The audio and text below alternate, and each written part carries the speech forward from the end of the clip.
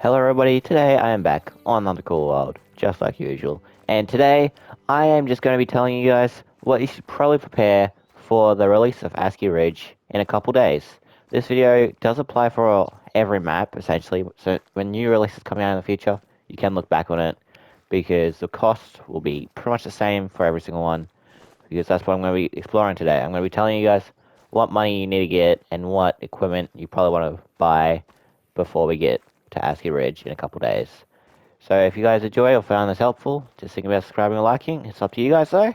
And now let's get into this. So the first thing I'm going to be telling you guys about is the money making methods you're going to need. You probably want to use, because you're going to need quite a bit of money in order to be able to get all the tents and every other piece of equipment in order to fully grind out Askiy Ridge or fully put down tents everywhere across it, because 16 tents will be the total. I'll go through that cost in a little bit once I get to that. But right now, we're going to go through what money making methods you probably want to go for. So, the first money making method I'm going to recommend is hunting bears, specifically black bears. This is because they give quite a bit of money, and you get quite commonly level 6s and 7s. I took down that level 7, and we'll go pick him up to see how much money he's going to give. On my way down, I picked up this level 5, and he gives 1,216 cash, which is pretty nice for a bear on the smaller side.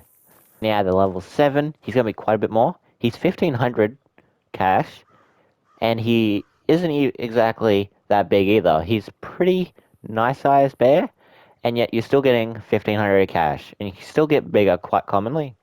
So bears you can get between like 1,000 to like 1,600 pretty commonly, and it is a really effective way to make cash. Because if you're killing like 20 an hour or 30 an hour even, then you're getting like 30 or 40,000 an hour.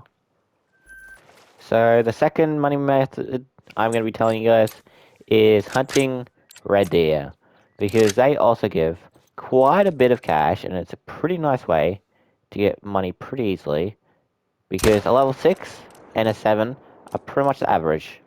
Yeah, I got a long shot, so he's going to go down. And as long as you get vitals, same with black bears and any other animal, you'll get full cash. And red deer, just like black bears, are a pretty effective way to get cash. We'll go pick them up, and I'll show you the average cash that you usually get. Here is that red deer, and he is 1,169 cash. He is only a level 6, which is actually quite on the smaller side, but when you're not properly herd managed, level 6s and 7s are pretty much the average you get for red deer. And that means, since you're getting like 30 to 40 an hour, you can get quite a few more than black bear. You're actually getting about the same amount, maybe a little bit more, even though you're getting a little bit less cash. But both methods are a pretty effective way to get cash. Now that I've gone through the money making methods with you guys, the next thing I'm going to be talking about is tents. Tents are pretty much a necessity when going for a new map and hunting any of the species, because you can just place the tents, fast travel anywhere, if you didn't already know that. But a tent can be quite expensive. It's 16 grand for just one, and then because you can get 16 total on a map, you can get 256,000 as the total you need to get all the tents. That is why I went through the money making methods, because they will get you enough cash over like maybe 4 or 5 hours, maybe a little bit more than that, depends on how fast you're grinding. And it just gives you an effective way to get all the tents you need, because you want probably anywhere between 6 to 16, just helps you out. You can do it with less, but the more tents you use, the easier it is for you to get around the new map after you've already explored everything and figured out where you want to put your tents, so that you have easier times accessing different locations to hunt. Another portable structure that I'll be talking about is the waterfowl blinds. They work really well with just grinding, and even when you go hunting for waterfowl, which will be the next section, just a little bit of extra cash you need for the next section. But for waterfowl blinds, it's the same as your tents. I think you can have more. I'm not really sure, because I don't pay attention to how much, like the maximum you can get. I know you can get at least the same amount as your tents. So that means you can get another 16 of them if you're going to put them down at every single tent to help you out. And that again would be another $128,000, which is still quite a lot to be able to grind, properly be prepared for the new map. Now, this next one is only really relevant to you if you are going to be going for the waterfowl species like pintail or wood duck. So, in order to properly grind them and hunt them easier, you kind of need to get decoys. And I think you can get 20 decoys maximum for the attraction. Yeah, you can, it says on that. So, you need to get two total of each type of decoy. So, you can get one Drake and one hand for GoldenEye decoy if you wanted to get GoldenEye, but they're not on that map. So, that was just the example I used. So, for each species you want to go for, and for each zone you're going to be making to attract them, you're going to need 8,000 cash to be able to properly attract all the birds that you want into that one section. Finally, I'm just going to go through the weapons that you may want to use. If you have weapon packs, I will probably recommend the 300 Arzena, the 308 as usual. I must always recommend that.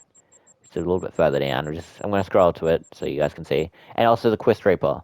Quest Reaper is pretty nice because now there's beavers. And the Quest Reaper is going to be able to handle beavers for you. Ranger 243 is a good free-to-play option. Not really free-to-play since you're getting the map. But if you're not buying weapon packs, the Ranger 243 is a pretty effective gun just when you're free-to-play. There's 308. It was quite a bit further down. That's another pretty good gun for middle of the range animals. And then last but not least, you want the 22. Doesn't really matter. It's like you could go Zaza 22, you could go Variant 22. They both work pretty well for waterfowl, and you can use a shotgun if you're almost always doing waterfowl. The shotgun I almost always use when I do waterfowl hunting is Kakator 12 gauge. It's a pretty good gun, well, good shotgun for bird hunting and waterfowl hunting, and it has quite a big magazine, so it makes it a lot easier to get a lot of birds down. For weapons as well, you want to get probably between 40 to 60 ammo at least for every single gun that you have. You can start off with less, and as you hunt, you just buy more and more ammo, which is absolutely fine. But to be totally prepared for the new map, it is good to have a stock of ammo. I almost always have 200 to 300 bullets for any gun I want to take in so that I'm fully prepared. But you can take a lot less, it doesn't really matter because you can always buy more as you're hunting. Now this last section is just going to be a few more random ones.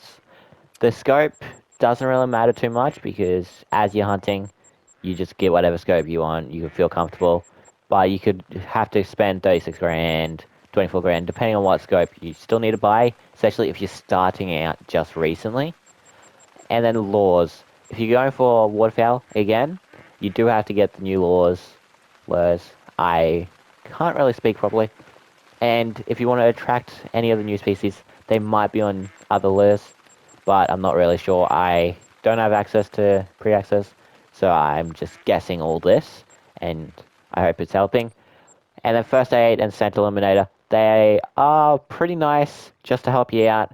3,000 for 10 Scent Eliminators and 1,500 for 10 First Aid kits. It's not really too much of a cost, but it helps out if you add it up over the time.